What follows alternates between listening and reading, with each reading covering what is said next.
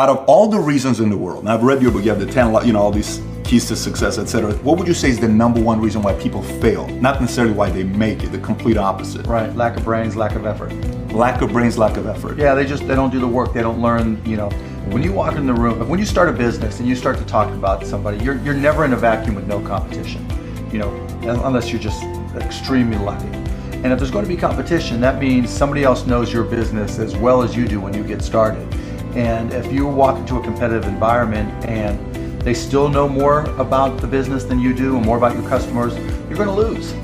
But most people don't consider that. They don't do the work. They don't learn more about their industry. They don't know even about their business. And so you've got to put in the effort to know more about your industry than anybody else. And that's the brains part, and that's the effort part as well. Because look, if you're competing with me, you better know what you're doing, otherwise I'm gonna kick your ass, and you're not gonna outwork me. And so, the combination is usually what kills businesses early on more than anything. Alluding to it earlier about entrepreneurs being born or built, and I think I knew I was wired to be excited about business. How or why, I don't know, but and there's certain guys that have the genetics to jump out of the gym, right? There's certain guys, that when they golf, they have the muscle memory and the discipline. Dirk Nowitzki may not be the most talented guy in the NBA, but his discipline and his focus to do what's necessary to be successful, he's willing to do, and combine it with being 7 feet tall and being skilled, it makes him an amazing basketball player.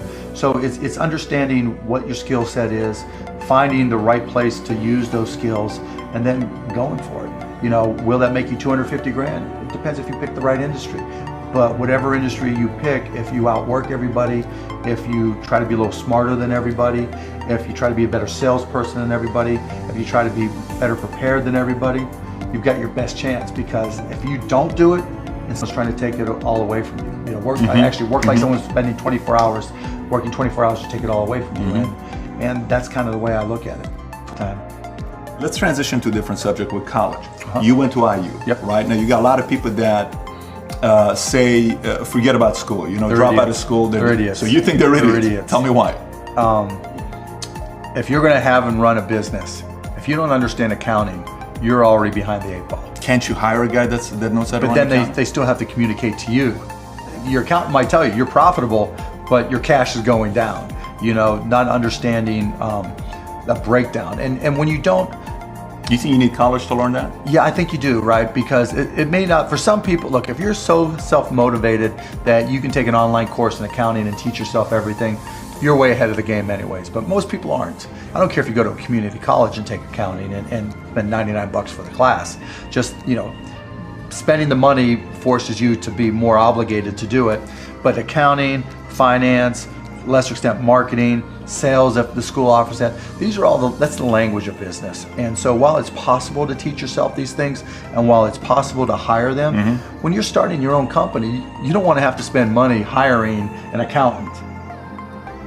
Your cost of opening up a business drops, but even more important than all that, that's the blocking and tackling, that's the language of business. The thing I learned at Indiana that was more important than anything else, I learned how to learn. And learning became far more important to me. Because the one certainty in business is that it's always going to be changing. If you're not always learning, to this minute, if I'm not continuously learning, if I'm not just absorbing as much as I can absorb, someone else is going to kick my ass, right? So you talk about paranoia. The greatest source of your paranoia should be knowledge. If someone else knows more than you do, and if you're not learning, if you don't know how to learn, if you don't have a thirst for learning and acquiring information,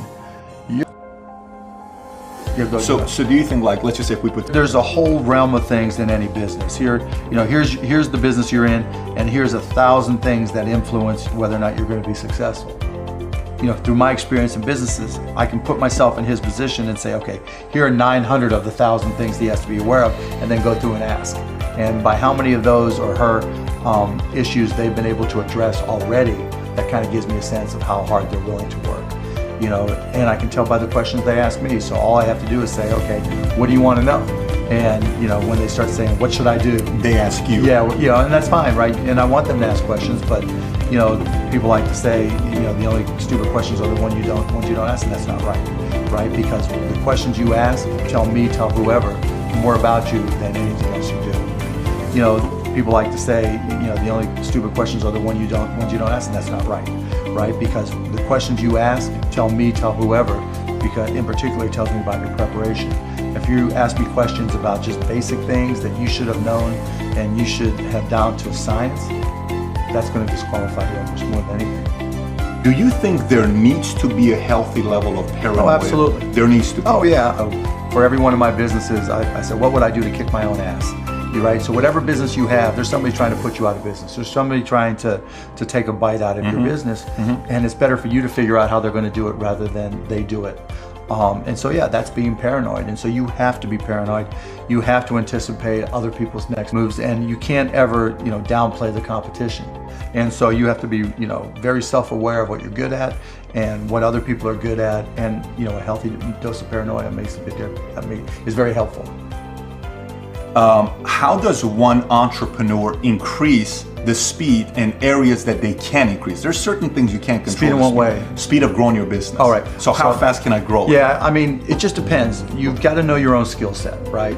And you've got to know how that fits within your company's life cycle. You know, some companies are slow grind, and you just have to understand that, and you've just got to bide your time until it starts to click, and then grow with it quickly. You know, if you're trying to release a product that needs to be ubiquitous, you've got to go as fast as you can, and then, you know, release a product, yeah, like a launch. Yeah, and you know, there's a lot of people who will say, you know, perfection is the enemy of profitability, right? And that doesn't mean you have to wait till it's a perfect product. It really just depends on what the product is. It, you know, a barbershop, right? Is it an app? Is it a service? Is it a product? But, you know, the key is looking for the low-hanging fruit. What are customers are willing to write you a check or commit to it? You know, they're willing to integrate it into their daily lives or integrate it into their daily business.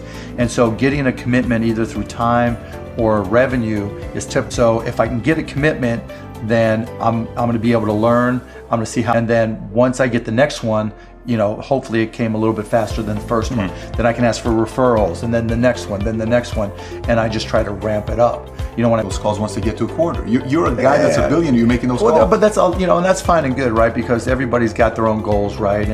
But gosh, I'm picking it up. But in terms of speed of growth, it's really, you got to get that first customer first, and then when you get that first, what did you learn? Reiterate, get that next customer. And then hopefully as you learn more and more through the process, then the next one comes by faster.